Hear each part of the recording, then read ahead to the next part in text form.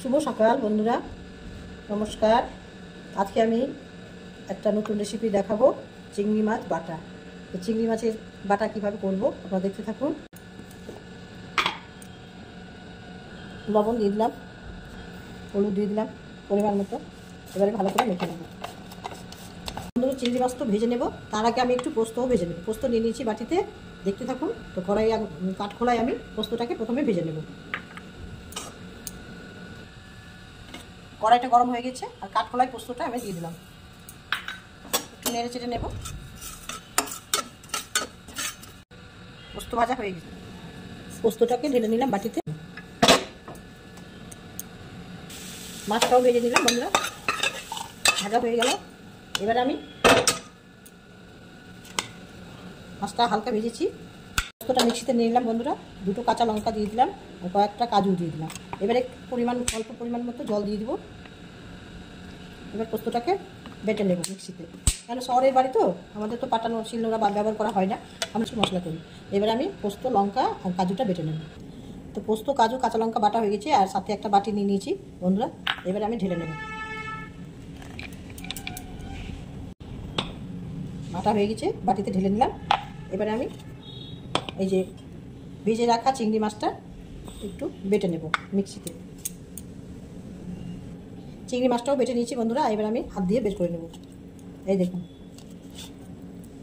বাটা হয়ে গেল চিংড়ি মাছ বাটা। আমি আজকে দেখা কড়াইয়ে তেল দিয়ে দিলাম,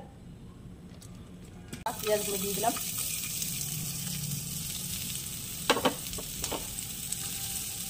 লাল লাল করে ভেজে নেব।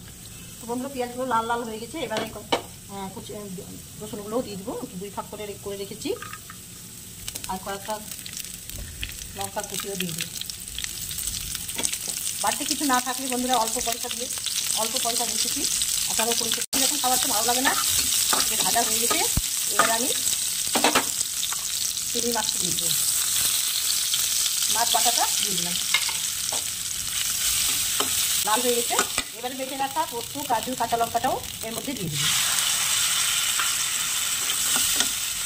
পরিমাণ মতো লবণ, হলুদও দিয়ে দেবো।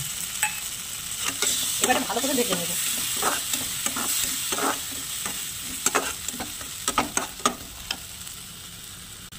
তো লাল লাল ভাজা হয়ে গেছে চিংড়ি মাছ বাটা আর সাথে পোস্ত দিয়ে রেসিপিটা তৈরি করলাম। কেমন লাগলো বন্ধুরা অবশ্যই দেখবেন। এবার আমি একটা পাত্রে তুলে নেব। ভাজা হয়ে গেছে বন্ধুরা, পোস্ত দিয়ে চিংড়ি মাছ বাটাটা করে নিলাম আর কড়াই থেকে তুলে নিয়েছি। এবারে আমি একটু ভেজে রাখা পেঁয়াজগুলো সার্ভ করে নেব।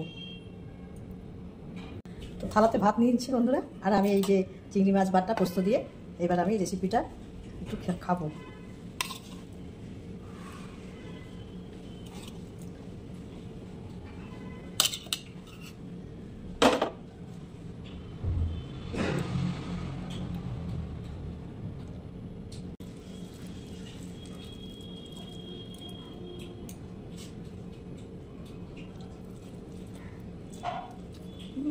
দারুণ,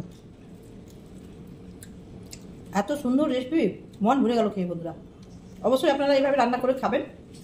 যদি ভালো লাগে অবশ্যই কাকিমার পাশে থাকবেন, ভিডিওটা দেখবেন আর একটা লাইক, কমেন্ট, শেয়ার করবেন। আপনারা এইভাবেই খাবেন, ভিডিওটা অবশ্যই দেখবেন।